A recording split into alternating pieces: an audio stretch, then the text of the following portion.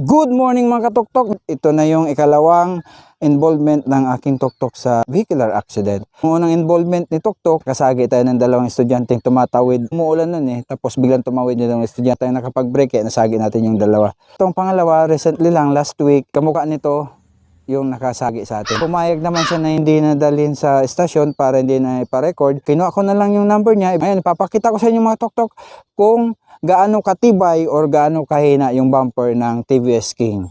Ang hagip lang naman sa ating tuktok ay yung bumper. Makikita mo na may damage ang bumper.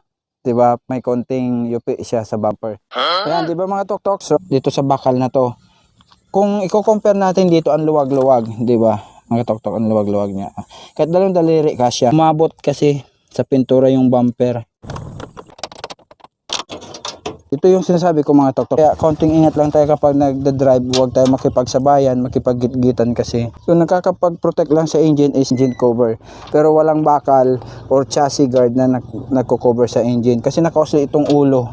Sa baba ng ulo or kalahati ng engine, nandun yung chassis guard or kabitan ng makina. Mas maganda sana kung straight siya. Hindi siya katibayan yung bumper niya. Pero pwede naman siyang apakan kasi inaapakan ko siya. Pagdating sa tinatawag nating sa mga hindi inaasahang pangyayari, hindi natin maasahan yung bumper.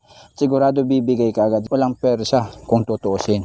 Punta tayo ng talyer, tanong natin kung magkano magpatuwid niyan at papapinturaan natin. So para hindi na tayo maduble ng pintura kasi color yellow ito at color green to kasi may mga gas-gas, di ba po?